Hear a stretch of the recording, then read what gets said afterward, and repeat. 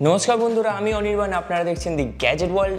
আজ আরও একটা নতুন ভিডিও নিয়ে চলে এসেছি, যেখানে আমি কথা বলতে চলেছি মোটরোলার তরফ থেকে একটা নতুন আপকামিং ফোনের ওপরে।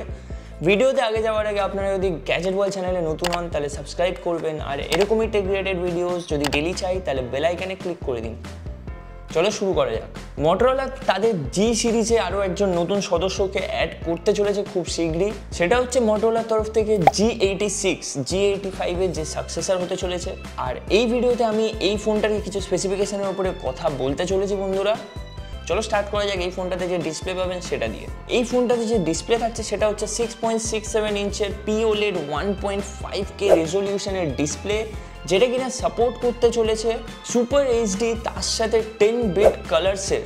আর বন্ধুরা এই ডিসপ্লেটাতে যে পিক ব্রাইটনেস থাকতে চলেছে সেটা হচ্ছে 4500 নিটসের পিক ব্রাইটনেস। আর যদি বন্ধুরা ডিসপ্লের প্রোটেকশনের উপরে যদি বলা যায়, এখানে আপনারা পেয়ে যাচ্ছেন গরিলা গ্লাসের তরফ থেকে গরিলা গ্লাস 7i এর সাপোর্ট।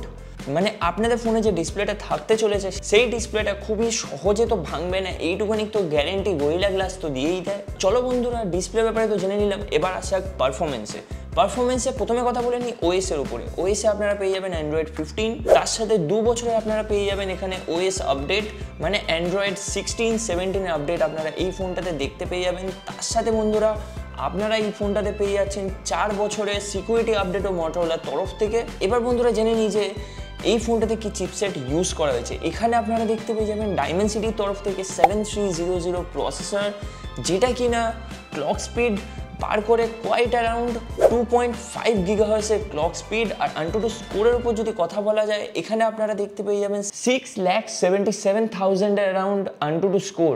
আর যদি মোটরোলা এই ফোনটাকে ভালোভাবে অপটিমাইজ করে তাহলে কোয়াইট অ্যারাউন্ড 7 লাখের কাছাকাছি।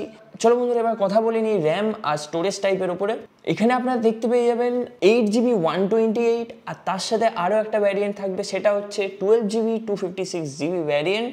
চলো বন্ধুরা, এই ফোনটার ডিজাইনের উপর যদি কথা বলি, আপনারা দেখতেই পাচ্ছেন যে কেমন ডিজাইন হতে চলেছে এই ফোনটা। আর তার সাথে এই ফোনটাতে আপনারা দেখতে পাবেন IP68, IP69 এর প্রোটেকশন। আর তার সাথে বন্ধুরা এই ফোনটাতে মিলিটারি গ্রেডের প্রোটেকশনও পেয়ে যাবেন, যেটা হচ্ছে 810H এর মিলিটারি গ্রেড প্রোটেকশন, যেটা কিনা খুব একটা ভালো হতে চলেছে। কানেক্টিভিটির উপরে যদি কথা বলা যায়, এখানে আপনারা NFC দেখতে পেয়ে যাবেন। আর তার সাথে বন্ধুরা এই ফোনটাতে আপনারা দেখতে পাবেন dual SIM plus 1 microSD card সাপোর্টের অপশন, যেটা কিনা এখনকার দিনের ম্যাক্সিমাম ফোনে যেন গায়াবই হয়ে গেছে বলতে পারেন। আর বন্ধুরা এবার আসি ক্যামেরাতে আপনারা দেখতে পেয়ে যাবেন রিয়ারের ডুয়াল রিয়ার ক্যামেরা সাপোর্ট, যেখানে থাকছে 50+8 মেগাপিক্সেলের রিয়ার ক্যামেরা। 50 মেগাপিক্সেলের যে সেন্সার থাকছে সেটা হচ্ছে সনির তরফ থেকে LYTIA 600, আর তার সাথে 8 মেগাপিক্সেলের একটা আলট্রা ওয়াইড ক্যামেরাও দেখতে পেয়ে যাবেন আপনারা এই ফোনটাতে। আর ফ্রন্ট ক্যামেরার উপর যদি কথা বলি, এখানে আপনারা দেখতে পেয়ে যাবেন 32 মেগাপিক্সেলের ফ্রন্ট ক্যামেরা। চলো বন্ধুরা, এবার ক্যামেরার উপরেও জেনে নিলাম। এবার জেনে নিই যে ব্যাটারিতে আপনারা কত